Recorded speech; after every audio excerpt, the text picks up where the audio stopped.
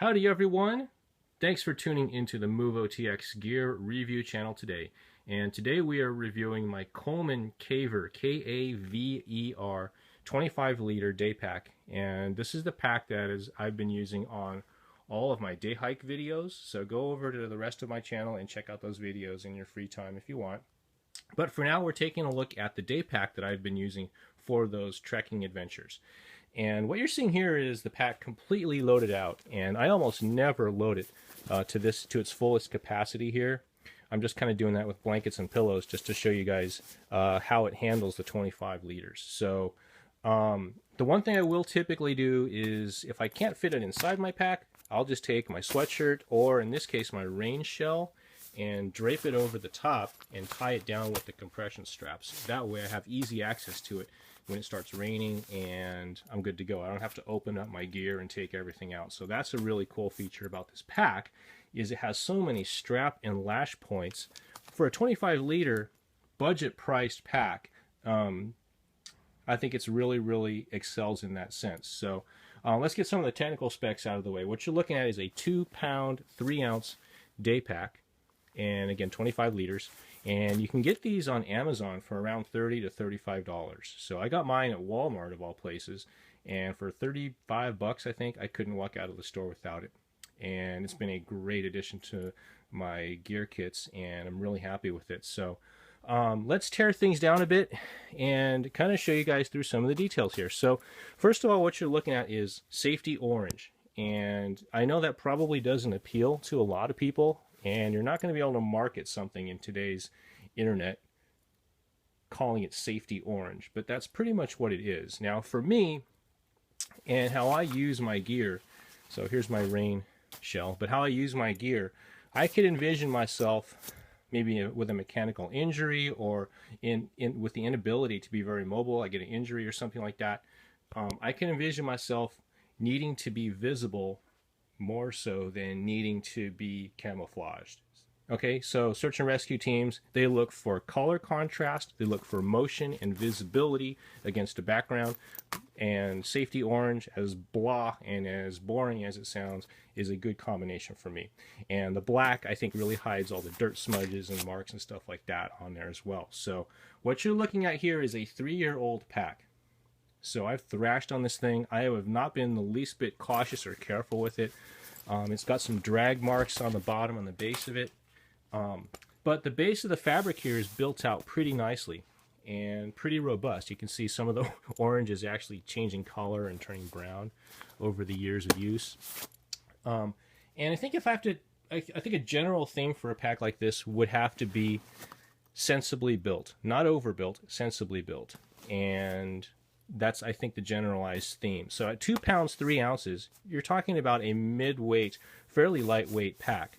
And they achieve that by overbuilding pretty much the base and the bottom of the pack. The strap system as well is decently built. I don't want to say overbuilt, because that's going to bring up the connotation of over-ready or that type of thing. And it's really not that. It's sensibly built, I should say. All the straps and the buckles are really high quality. I haven't had any problems with stitching at all. Stitching quality has been excellent, and at all the critical stress points, and it's just been serviceably good. Okay, so now of course you can get assault packs and things of that sort which have MOLLE attachable and multi webbing lash points throughout, but the price of that's going to be weight, basically. And for me, hey, at 2 pounds 3 ounces, this is a serviceably well-built pack. So what you're seeing here is how I typically load out. So I'll have a couple body mount flashlights, and these don't come with the kit, by the way, but they're just clipped on, and this is my choice for body mount lighting. So when the sun starts to go down in the tree canopies and that type of thing, I want to be able to light up the trails and find my way where I'm going. This piece of kit here is just a mount for my headlamp. I take the headlamp off and I attach it to the sternum strap, and I'm pretty much ready to go. So I guess you could do the same thing with the headlamp, but for me, I like to have my lighting off my head because it attracts bugs and it also kind of glares off my eyeglasses as well. So I like to have my lighting down around my shoulders and my chest area, and this has been perfectly good for me. What you're looking at here is some nicely padded shoulder straps and some good ergonomic curvature as well. So it takes the load, centers the load right around the base of my neck and across my sternum and around my shoulders and arms, around my chest area, so it allows full mobility of motion from my shoulders and my upper body. The sternum strap is adjustable up and down here along this piece here on both sides, and it's pretty good. I have no problems or complaints with the sternum strap or its location. So it is a hydration compatible pack, obviously. I've got a 3-liter Camelback bladder in here shown. It's got a nice hook point here, and I simply exit the hose out the top and through this strap here and along the side. I would think the only thing that's missing here is a load lift strap, and for some reason they just didn't think of it. It would have been nice, but I still don't really have that much problems without it, but it would be definitely nice to have load lift straps here, and it wouldn't have taken all that much more to incorporate that. I think the greatest thing about the strap mounting system is this hip belt. They did a great job on the hip belt, and I have a fairly weak back. If I'm not careful with it, I can throw it out. This hip belt is awesome. I've had, again, no problems with the stitching, excellent quality stitching. The belt fabric itself is decently built. It's got some nice tie downs, some elastic tie downs here to keep things nice and compact. Sometimes I'll clip on a Leatherman multi-tool right here, so it's at my side. The buckle quality has been excellent. At no point have any of these buckles, either on the waist buckle or the shoulder straps, at no point have these ever slipped, or have I ever gotten any kind of slippage or anything like that.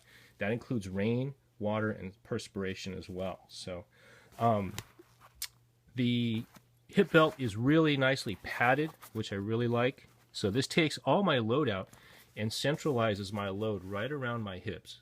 So I have minimal loading on my back and my shoulders. So that's very typically what I'll do, is I'll tie down the waist strap, the hip belt, and loosen up my shoulders a bit, so that way the load concentrates down around the area between my hip, almost down to my tailbone, but not quite that low, and against my hips as well, with these really padded hip belts. Now, the one thing that the nice added touch is they've added a layer of really rugged nylon underneath here, and that does a couple things. Number one, it protects against wear and scuffs against the dirt, but also helps to keep those sticker pods and stuff kind of out of this mesh foam. So I still get sticker pods in here every once in a while, but not too bad. It's manageable at that point. So again, what you're looking at is a 2-year-old pack. What did I say, two or three? Almost 3 years old.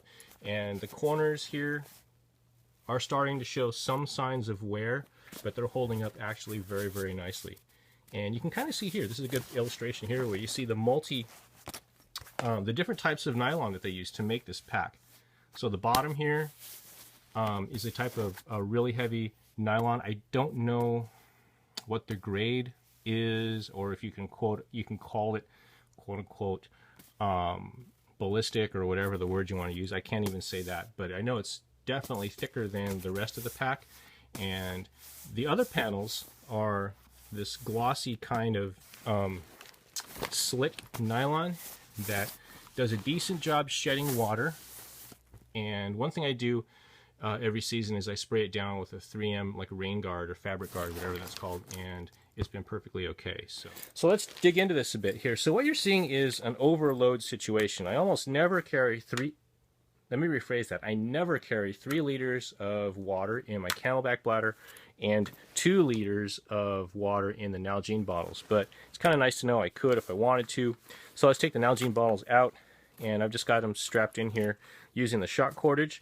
Now the shock cord on each side combined with the loop here is for trekking poles. So I don't hike with trekking poles, but it's nice to know I could if I wanted to. And this kind of gives you a clear shot, clear view. I wish this mesh pocket were deeper. There's no reason why this mesh pocket has to be so shallow. They should have made it extend all the way up. And they could have even better reinforced it on the bottom.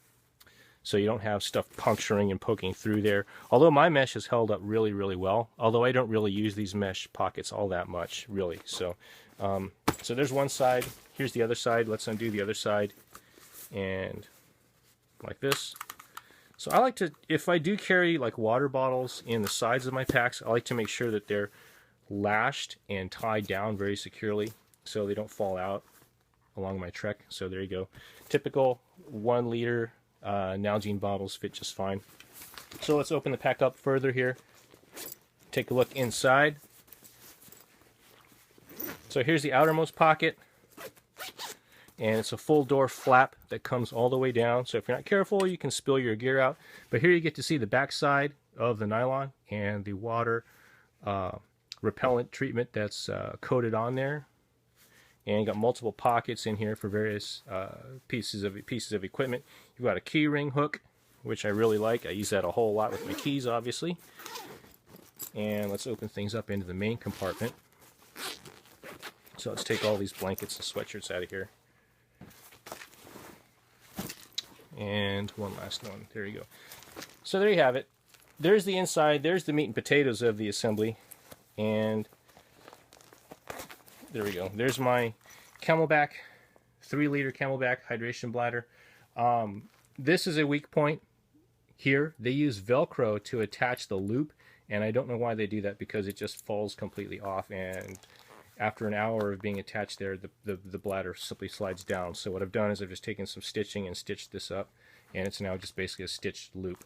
But there's other attach points here as well. One on this side, and there's another one on this side as well. So let's give you guys a look here how the hose is wound through. So the hose simply exits out the top and out the side and out the shoulder strap like I showed you earlier. So that of course means I have to kind of unhook it here, and that gets kind of difficult, but it's not that big of a deal really. So there's the 3-liter hydration bladder. I keep a bandana around it just to soak up moisture and condensation, but I really don't have to. But anyways, set that aside. So here is the internal frame. So the internal frame of this pack is a plastic board with a spring steel metal reinforcement backbone. And basically I wish this were a little bit stiffer and a little bit more rigid. So basically, to adjust it, you can just leave it in there. You don't even need to take you don't even need to take this out. Just leave it in there, and you can bend the pack and arch the pack over so that it curves to your spine, given your body shape and your body geometry. But that basically is how that works. I've taken it out before, and there's really no reason to. I just kind of leave it in there, make sure it's positioned straight, and it's good to go. So inside here you have a main mesh pocket, and you can kind of see here it's starting to fray just a little bit. I hope the camera can show that, but it's starting to fray just a teeny tiny bit, so I may have to get in here with some stitching and stitch that up. But I usually keep like my food in here, my granola bars or whatever, and just kind of my emergency kit, definitely first aid kit and stuff goes in here usually. So, and that's pretty much that. So here you go. Again, here's a good view of the coating on the rain water resistant semi-repellent nylon. Now I would imagine in a heavy downpour, water is going to get through here anyways, through the zipper points and stuff like that too. So it's kind of a, it is what it is, right? It's got some degree to hold out water and to keep water out, but not really in a heavy rain or that type of thing. So I think the one question mark that I had when I was buying it, when it was new, was the zipper quality. I don't know, these are just generic Chinese zippers, I think. They're not YKKs or anything that I recognize right off the bat. But so far the zippers have been great. And again, I'm not careful with this at all. I'm pretty rugged with it. You saw me how I was opening. I'll just open stuff up and yank on stuff, and if stuff gets jammed in the zipper, I'll just kind of clean it out haphazardly. But it's been okay in that regard. So underneath the shoulder straps, you can see here, it's got, I guess, Coleman's own iteration of an airlift suspension, and it's not really that great. It's okay, I guess. It kind of serves a purpose. But I wear this pack pretty tight, pretty snug against my body, and quite honestly, if I've got a camelback full of ice and it's really cold, I actually kind of like having this the cold frame support like right up against my back or fairly close to my back, and so it's kind of like a two-tiered effect. I get the cold chilling sensation of the ice bladder against my back, but then also I can get a sense of ventilation and airflow through there, and it's okay. I think they could have built the padding out a little bit thicker. That's probably what they should have done. Build these pads out a little bit thicker to really get some air gap going and really maintain some air gap in there. But as it is now, it's okay. And I've had this pack out as warm as 105 degrees in Sacramento, blazing heat, and it was really, really comfortable. It really was. I had a nice cooling sensation all along my back, and I was okay. It didn't really bother me all that much. So, did I talk about the grab handle? A single grab handle on the top of the pack, and it's good to go. And I'm not careful with this, so you're getting a close-up view here at the stitching quality, and this is after 3 years, guys. So not one frayed or stressed stitch after 3 years. And so I can't say that I loaded out all the time, but hey, 3 liters of water in a hydration bladder, that's a fairly heavy load for the most part. So anyhow, that's pretty much it here, guys. This has been a review of my Coleman Kaver, K-A-V-E-R, 25 liter hydration compatible day pack. I'll catch you guys later. Feel free to post comments and questions in the question field down below, and I'll catch you guys later. Thanks a lot. Bye-bye.